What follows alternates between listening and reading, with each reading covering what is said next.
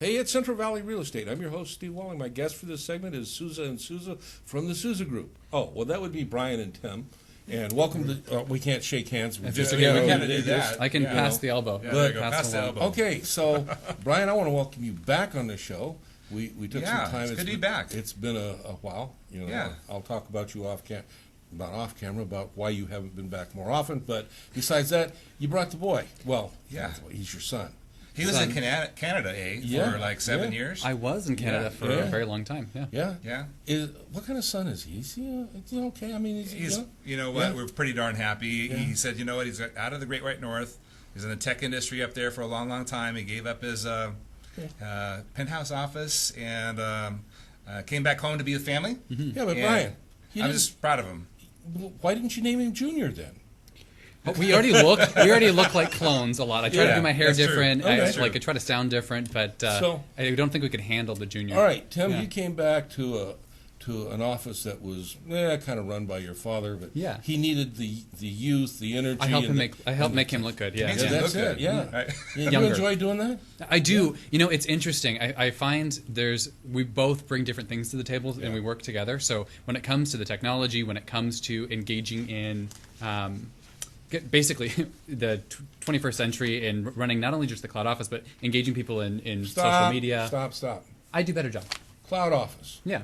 What's cloud office? Cloud office. Do you want to jump into cloud office? So we've got to give a short version of this. So, You do better with that. we moved from Remax to EXP about 2 years ago, and the main reason why we made that move is they were forward thinking with the cloud office, and at the time everyone was saying, you know, why be virtual? Why be in a cloud office when you can have a real office? And this COVID-19 has actually put us in the forefront of conversation now because our training hasn't stopped. We had a meeting this morning with 750 now everybody people. wants to get on your train, huh?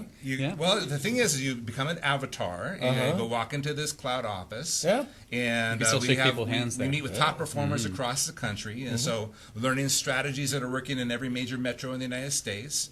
And the conversation not only about real estate, it's affecting every industry. So a lot of corporations now are contacting us and ask if they can rent our cloud office space out for their meetings. Cutting edge? So that's great. And it's a lot of fun. I think the big piece about all of it is that it allows people to be able to work from home, or work from anywhere really virtually, but maintain that community within the office space. Now, Tim, I've heard just a little rumor that now might be the time that we want to be working from home, maybe? There's something out there about, you know, working from home is more healthy, and I think it's one of those new trends. And so you guys are like right there. Right there. All right, Bryan, you say other industries are looking to rent that from you? They actually have. Yeah? Yeah. Several, not only the government, some undisclosed government agencies, but also some pretty high-end universities.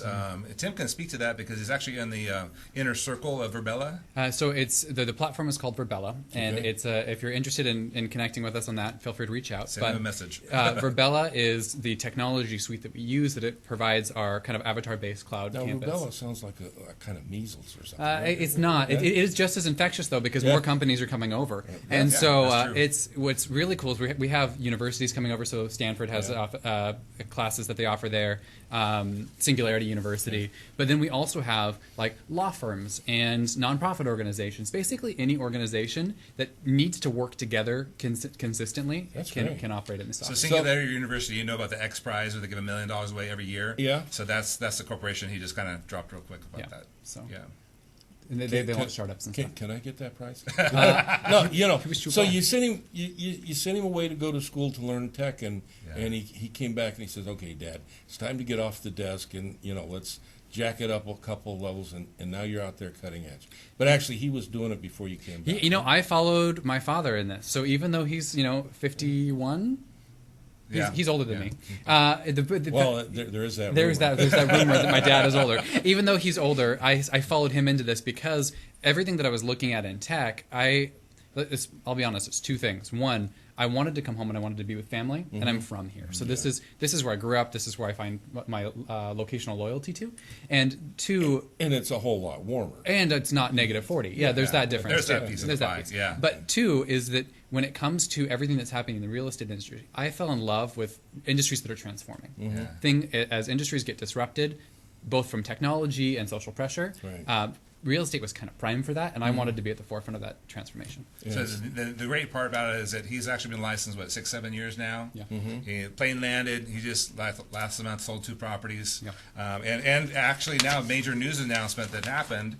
We are now an essential business. It's true. Real estate people are essential business, which means that we have food, which is essential business, clothing, and shelter. Brian, I'm so happy because I thought I'm going to pass that over to you carefully so you have that document. I thought we were breaking the law by having no, you're essential because you can be here. We can be here. This is not back room. This is good stuff. This is good stuff, yeah. All right. So talk about the difference in the recession, Tim. All right. So let's talk about what's going on in the market, how we define today's market. Absolutely. And where are we at with that? Well, let's address the micro elephant in the room, which is COVID-19. Well, I'm glad that wasn't me you were talking No, smaller. Yeah. So with COVID-19, there's a before and then there's an after, right? And I think when we're talking about all of this, there's a lot of fear in the marketplace, and there's a lot of fear in general in the world about what's COVID doing to our economy, what's it doing to specifically here within our housing. And so to address it in its fullness, we have to zoom out and look before. So we knew about every decade or so there's a recession that happens in our economy. That's a very natural cycle flow, right? The last recession was caused by the housing market. Right? The housing market was ultimately the issue. Fault. It's your fault. Yeah, before my time too. Well, actually, 2004. I was at Remax during that time, and we actually went through 08, 09, and 10, 11. Did a lot of short sales and REOs and all that, but we're probably not going to see that. So so that time it was real estate's fault. We'll just use those language. It was real estate's fault for causing the triggering such a large economic recession. This time, not only does this recession not look as big, but the real estate industry was experiencing some of the best months and quarters that we have in a very long time. So not only last year was it one of the best years when it comes to mortgages and things and lending, but when it comes to the beginning of this year, we have had an incredibly low inventory over the last kind of growing 6 months. Here locally, we're getting close to 2 months of inventory. Right? Nationally, it's 3 months. An equalized market is at about 5 to 6 months of inventory. That means homes that are available to buy in the market. And that made it a seller's market. So we had a really strong seller's market coming into the beginning of the year. In what we ended up seeing is with this bubble that is COVID-19, we'll call it a bubble because it definitely is. It is a synthetic external force that has kind of forced the market to slow down and is kind of triggered a recession that we knew was coming a little bit earlier. And it's majorly affecting other industries like tourism, travel, that kind of stuff. But what we're seeing in real estate is it's because we had such a strong market coming into this, we're not seeing or experiencing a slowdown at what everybody else is starting to see. So I think it's one of the reasons that they made us an essential workforce, because the market wasn't slowing down. They had to have somebody who could address that. No, see, I thought it was because people needed to get out of town quick. They did that too. They just sell the property, leave. But what we're actually seeing is with our still maintained inventory, all of the tire kickers, all of these buyers who were just kind of thinking about it, we had 2 major buyer groups. We had our buyer group that was millennials, so my generation, who was entering into the market for the first time, and they were excited because they can buy their first time home. And then you had your boomerang buyers, which are people who lost the ability to own a home in 2008, 2009, who are being reinvited back into the market. And the difference is those boomerang buyers don't just sit in one demographic. They're not your 45-year-olds, they're not your 60-year-olds, they're not your 30-year-olds. It's everybody. They're all over. And so they're telling their cousin, and then everyone's getting back into the market. So the market was just booming with these 2 major groups driving that force. And you have this lower inventory. Those 2 major groups now took a kind of a hit in pausing their shopping experiences because of COVID-19. What that's left us is it shooken out everybody who's serious about buying. And all those serious buyers have kind of created this synthetic equilibrium in the marketplace where now we have buyers that have a little bit more power within this bubble who can address this still constrained inventory, because we still have a very low number of homes on the market. So as the best example we can give you, a practical example would be an aircraft carrier, right? And they're in the middle of a storm, and then you have the fighter jet that has to land, right? So that's the tension that we're feeling, right? Dangerous to land. It's landed. It's on the aircraft carrier. Now, the moment they're out of the storm, the moment this is lifted, guess what's going to happen? That fighter jet's going to take back off. And the reason that analogy works really well is it wasn't the fighter jet's fault. There was nothing wrong with the jet. It just had to land because of the storm. I thought it was just that he liked the story. He liked that story a lot. Here's the best part about real estate. I think that as the bottom line is, the buyers for such a long time have said, if I find the right home, I'll get pre-approved. Well, that is out the door. I can tell you right now, buyers, if you're wanting to buy, get pre-approved up front, because why? Sellers are requiring that you have a pre-approval letter texted to the listing agent prior to you entering the property. Okay. So not only is it a I want to buy a home and I'm interested now. Now it's a safety precaution to register those buyers. All right, we're going to take a look at 4 houses. Yeah. Let's do it. All right. Tim, shoot us the first one on Cedar. Tell us about that one. Go for it. Yeah, so Cedar is...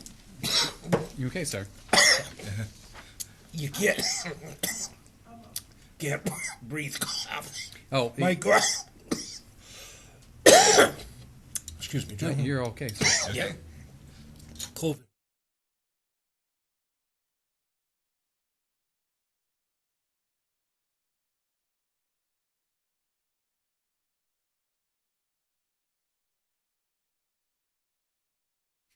I don't like it. We're back. Let's take a look at these homes. Yeah, absolutely. Okay, so our Cedar property is located in North Fresno area. I'll just go ahead and read these documents. It's near Cedar and Nice, and it's right. It has a frontage road there right off of Cedar, and so it was built in 1987, residential, and it's about 2,200 square feet, and it's going for $379, $950. So this home is beautiful. Walking through it, there's about a $10,000 renovation that the seller's offering on the property, and this kind of goes to, in this market with sellers wanting to sell and making a little bit more of a buyer's market. They know that they want this house to sell, and they're saying, hey, there's work that needs to be done, but we'll elect for you to be able to choose what work needs to be done. So that's kind of an incentive for the buyer. It's an incentive for the buyer, 100%. Yep. Next property is at 10301 North Whitney Avenue in Fresno. We just put that on the market this morning. Okay. And it's right next to Clovis North High School. So you hear it first here, right? Yep. Yep. Awesome. You're hearing it first right now. First Built in 1997, has brand new carpeting, brand new paint, is move-in ready. And yes, you have to text me the pre-approval letter to see that home before you actually get access. That's 1,458 square feet. Would make a great rental property, make a great starter home, and that is in the Clovis North area. Okay, cool. Absolutely. All right, Tim, what do we got next year? Next one. So it's out actually in the Clovis East area. It's on 3844 Hampton Way in Clovis. We're right off of Ashland and Leonard, and this property is 4 bedrooms, 2.5 bath, and about 2,000 square feet, 1945 to be absolutely accurate. And so this home it's interesting. It has the garages on both sides, and 2-story. It's one of these. It's a newer build for sure. It was built in 2016. Awesome. That's great. Yeah, there you go. You got some nice stuff. Yeah, we got some nice things out there. Yeah. The next one is at This one we've got a virtual. We do. Yeah, this is 11805 North Bella Vita Avenue in Fresno, 93730. And that is a Granville Pasatiempo Series home. Absolutely gorgeous. We're happy to text you the virtual tour of that property. It's 4 bedrooms, 2.5 bathrooms, 2,000 square feet, no HOA, built in 2017. It's only 3 years old. This one is absolutely gorgeous, and it shows like a model home. Yeah, it does. And the cool thing about this property is that we have a 360 tour. So when we talk about everything COVID-19 and addressing these pieces, these are technologies that have been around for a while to allow people to virtually walk through a home. Right. But the cool part about today's technology and the scenario that we're forced to face is we have the technology to address virtual walkthroughs. So here's the floor plan there that you can jump into. Absolutely. Yeah. You can so you can choose how you go through this. Yeah, you can absolutely. actually walk through the house as close to walking through it in person as possible. Almost like Google Maps for a home, I think, is maybe a great definition for you. What's amazing about this is not only can you walk through the home virtually, but you can see the floor plan from above, and there's actually a little, if you really want to get technical, there's a little tape measure. If you wanted to measure the rooms down to the inch, you can measure the wall from side to side, decide if your couch fits, all those kinds of things. We just showed this property today. There's a schedule showing. We showed it yesterday, and we also have a schedule showing tomorrow. But we have to be present in all showings. That's part of what the procedure. And just talking about procedures, we're opening the doors, we're turning the light switches on. Buyers are not allowed to do that. We'll open anything they want to see, take their shoes off when they go in.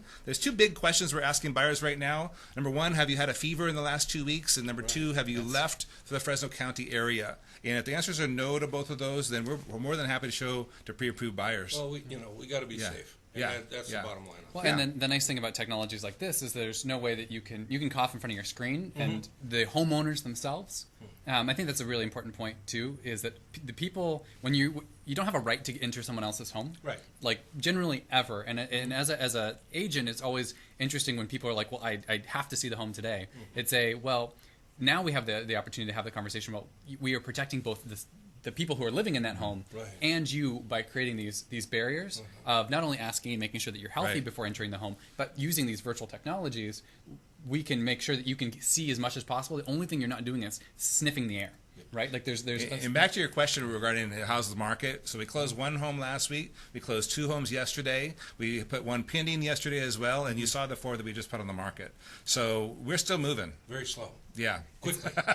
Listen, gentlemen, I want to thank you for being with us. Thank you very much. Come on back. We got more things to talk about.